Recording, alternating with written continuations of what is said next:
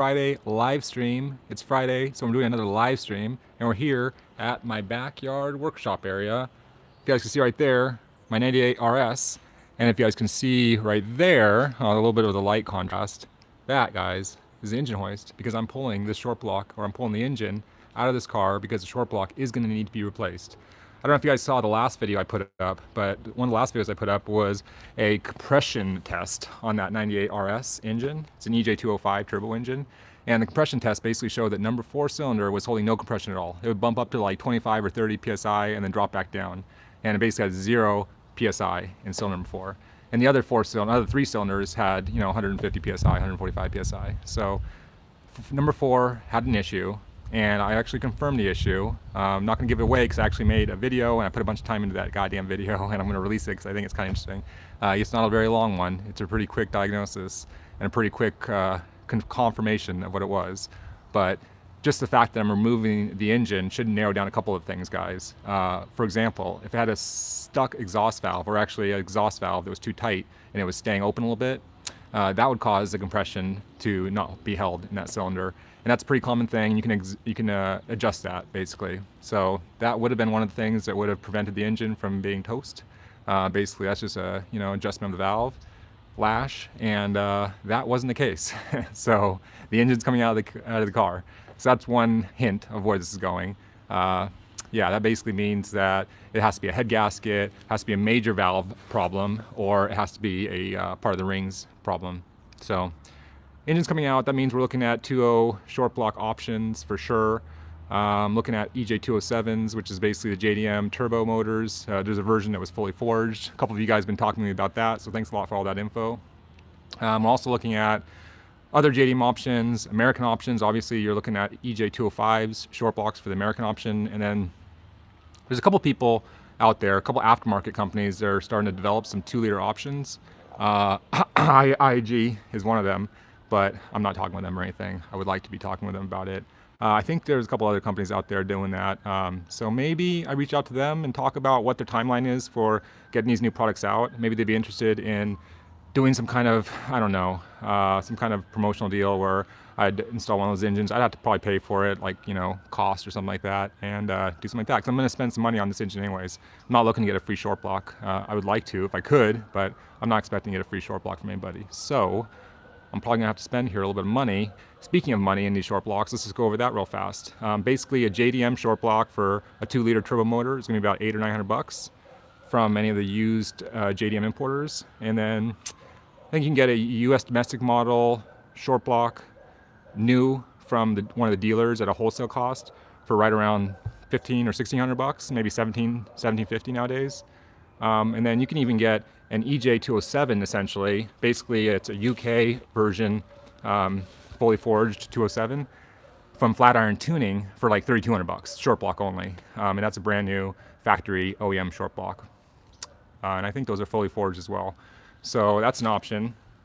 But then you can get, a used full long block, or actually complete engine probably, from a JDM importer 207 for around $3,200 as well. So get a new engine, short block for $3,200 from Flatirons. Maybe get a used full long block, which means you get the heads and the cam and the ECU.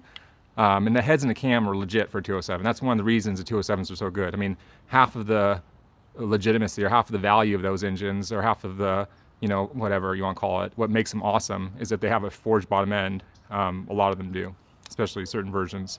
And they have semi-closed decks. So basically the bottom half of the engine is really stout and strong and good for a lot of horsepower.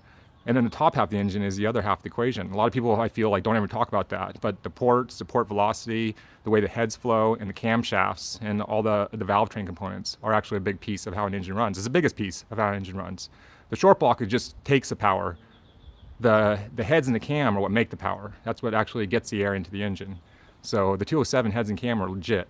And there's some complications there, actually. So we'll just dive into that real fast. Basically, I still have to get this car barred.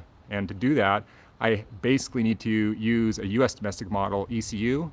And to do that, I need to use US heads and cams. So I have a good set of heads and cams on this EJ205. Well, I just gave away a little bit more of what it is. So their short block is fucked on this thing. A little more of a hint of what's going to go on.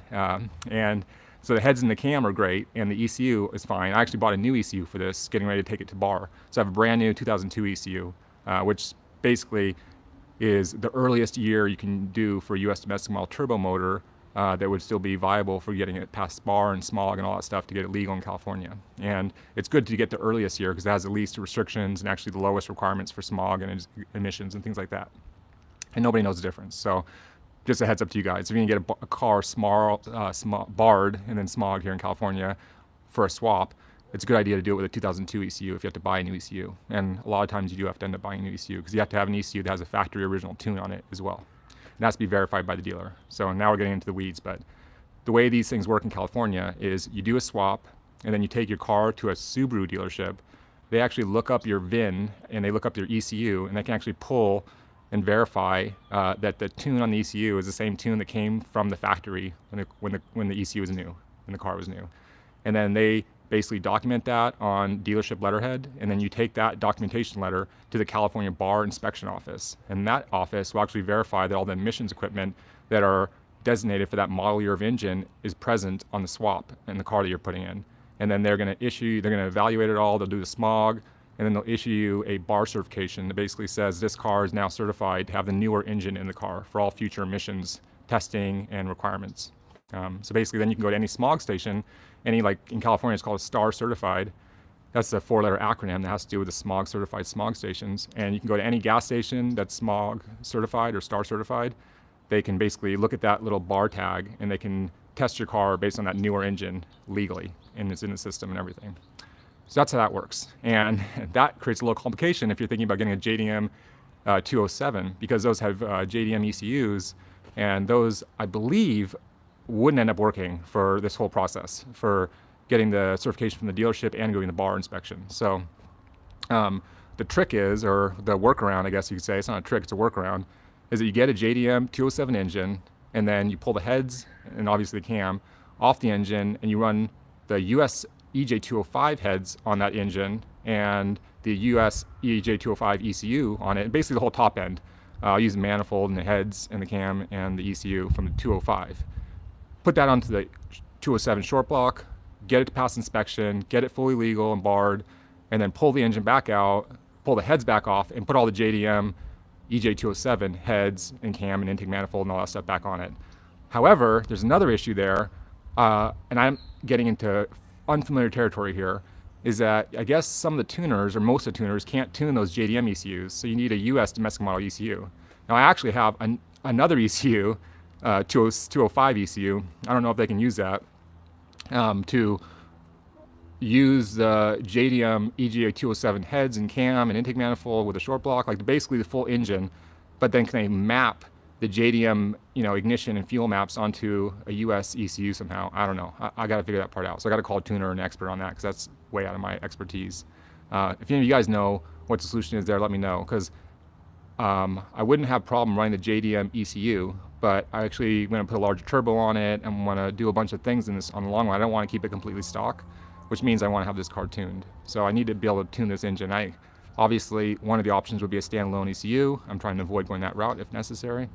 And I'm not sure how that would work for future smog. I still need to take this car in and get it smog periodically, most likely. So I don't know. There's a lot of different things to consider. Honestly, I wouldn't mind, and I'm considering this, if I have to, I don't mind having a full engine and ECU that I use for the car for most of its life, that is basically a built motor that's an EJ207 based, power plant. And then every 2 or 3 years when I have to get this car smogged, I can pull that engine out and drop in a stock 2-liter EJ207 or EJ205 with my stock ECU. I mean, that's actually not that big a deal to do. I know it sounds like a ridiculous pain in the ass, but to make the car street legal and to get it completely bar legal and then keep it legal on the street for years and years to come, but then be able to have any engine I want, any power plant in it, it might make sense to just have 2 complete units ready to go and just hot swap them out. And then come up with some interesting, innovative ways to make pulling these engines a little bit faster and easier too, which is another thing I've been working on kind of on the down low, guys. So it's not